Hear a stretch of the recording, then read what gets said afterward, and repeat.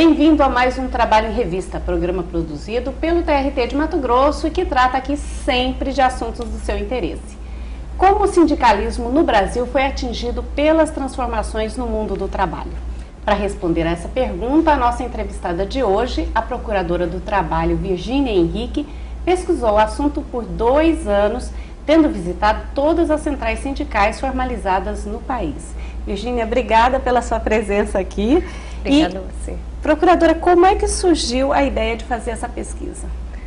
Bem, Aline, essa pesquisa ela faz parte de um mestrado, ela foi feita no mestrado em Política Social aqui da UFMT, e ela surgiu de 2 preocupações, ou 2 constatações. Por um lado, teoricamente, eu acredito no sindicato como local de organização da classe trabalhadora, local onde o trabalhador pode buscar, seja para conseguir a proteção aos seus direitos, seja por uma organização para uma transformação mais profunda do sistema. Então, por um lado, teoricamente, eu acredito no sindicato com esse papel.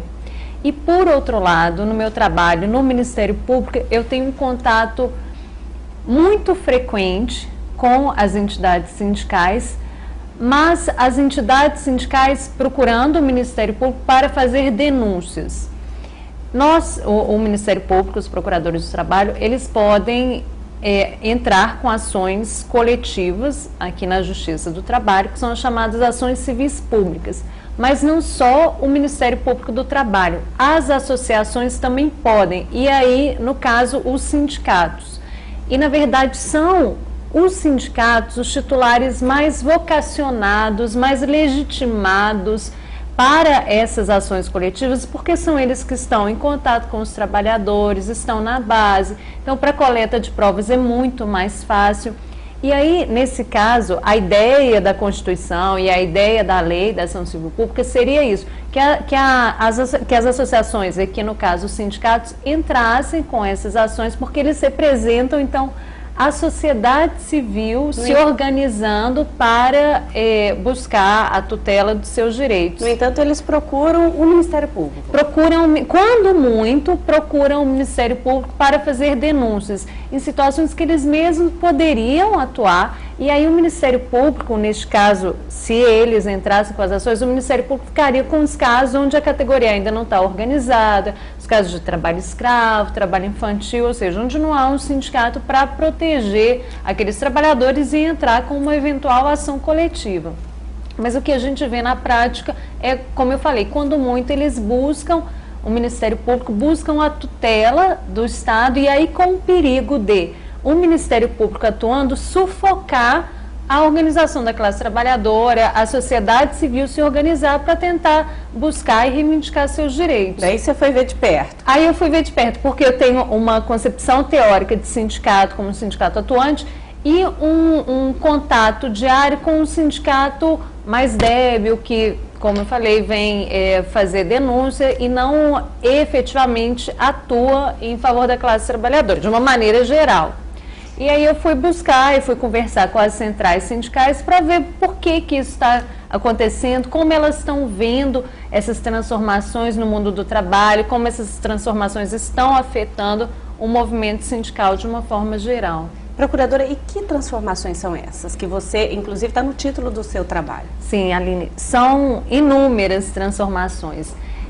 O meu trabalho ele tem um recorte temporal específico, que são as últimas décadas do século XX, quando nós tivemos várias transformações, tanto no campo da produção, da gestão do trabalho, quanto no campo ideológico.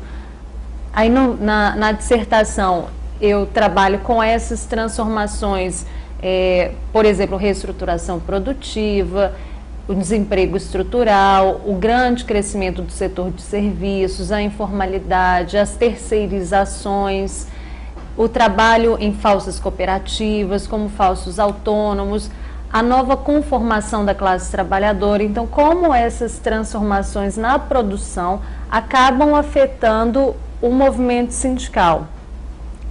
Ademais dessas transformações, digamos, produtivas, eu examino também as transformações na temática ideológica. Como que, a partir da década de 70, começou a se tornar um pensamento mais hegemônico, de individualismo, de eternização do próprio capitalismo, de ausência de utopias, de ideologias que contestem a exploração, que contestem o domínio da propriedade privada, do individualismo, o neoliberalismo, a ideia do fim do trabalho, do fim da centralidade do trabalho. E se para que trabalho, né, se a ideia é do fim do trabalho, para que direito do trabalho? Então, como que essas transformações no plano ideológico também afetaram o próprio direito, o direito do trabalho? E aí na década mais ou menos década de 90, onde no Brasil a gente teve a grande emergência dos governos neoliberais, como nós tivemos inúmeras leis flexibilizadoras, desregulamentadoras. Então eu trabalho também essa questão de como essas transformações também afetaram o direito do trabalho, e até faço uma análise dessas transformações também no campo ideológico, até chegar nos sindicatos, como as transformações na produção e na ideologia, então na base material e na superestrutura, afetaram o próprio movimento sindical. Procuradora, você visitou centrais sindicais? Sim. Onde ficam essas centrais sindicais? Quantas foram? Olha, o meu objetivo, Aline, de buscar centrais sindicais é porque, ao fim e ao cabo, são elas que dão as diretrizes do movimento sindical em geral. E como era um estudo amplo das transformações do mundo do trabalho, sem pegar, sem fazer um recorte espacial, seja no Mato Grosso, seja em Minas Gerais, enfim, mas um estudo amplo, eu busquei dialogar, conversar, ouvir as centrais sindicais, porque são elas, como eu falei, que dão esse direcionamento. A maioria delas se encontra em São Paulo, tem sede em São Paulo. Então eu visitei as centrais sindicais primeiramente de São Paulo, depois de Brasília, existem centrais sindicais em Brasília e no Rio de Janeiro. São os três grandes lugares onde estão localizadas as centrais sindicais. Eu ressalto que eu entrevistei as 10 centrais sindicais que estavam legalizadas à época da pesquisa. Depois foi legalizada mais uma central sindical, e aí quanto a ela eu fiz apenas uma pesquisa no material que ela me forneceu e pela internet. E essa pesquisa foi realizada agora, neste ano? As entrevistas foram feitas do meio do ano passado para frente. Procuradora, e como é que todas essas transformações, você foi enumerando aí no mundo do trabalho, na produção, na questão ideológica, impactaram? O que você viu nessas visitas, nessas entrevistas? Realmente impactaram e como impactaram? Mas isso você responde daqui a pouco. A gente vai para um breve intervalo, você não pode sair daí, a gente já está de volta.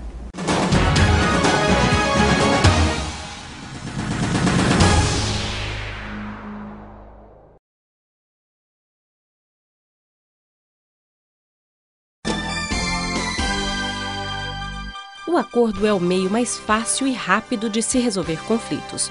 O TRT de Mato Grosso vem realizando centenas de acordos cujos recursos, além de beneficiarem as partes, já foram utilizados na reforma de hospitais, creches e compra de equipamentos médicos. Se você tem um processo trabalhista com possibilidade de acordo, agende uma audiência. Justiça do Trabalho em Mato Grosso. A Justiça Cidadã.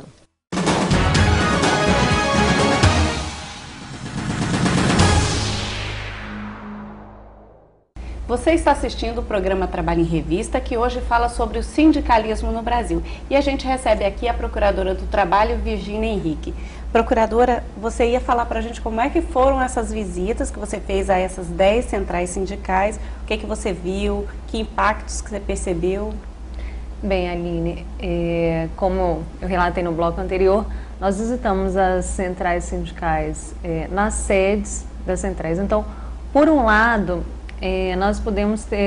foi possível ter um contato físico com as centrais sindicais, verificar como elas estão organizadas, como elas podem e como elas recebem os trabalhadores. Então, aí nós vimos desde estruturas bastante precárias, de própria estrutura física das entidades sindicais, até estruturas suntuosas, com grandes equipamentos e grandes sedes com possibilidade de prestação de serviços médicos, odontológicos, com equipes, estúdios de som. Então, assim, grandes locais para receber... Estúdios de som? Você está falando de som, de TV dentro da entidade sindical.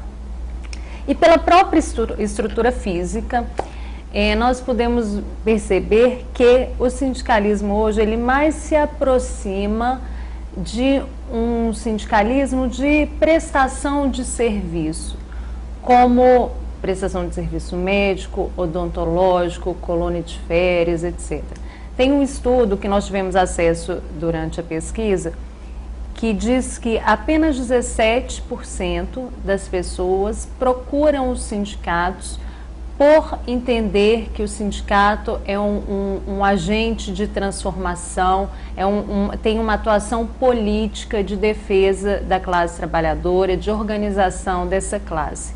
Apenas 17%. Todo o restante procura o sindicato para obter esses serviços assistenciais, médico, odontológico, jurídico, colônia de férias, etc. Como se fosse uma associação. Como se fosse uma associação recreativa. Então, o que nós até lamentamos é essa mudança de rota do sindicalismo brasileiro de uma forma geral. Eu digo sempre de uma forma geral porque existem exceções, existem entidades sindicais que ainda permanecem com uma luta de independência frente ao Estado, independência frente ao capital, classista, mas de uma maneira geral, por todos os elementos que todos os indícios, todos os elementos escolhidos durante a pesquisa, nós podemos ver, então, essa mudança de rota, um sindicalismo mais assistencialista, menos conflitivo, que atua mais em colaboração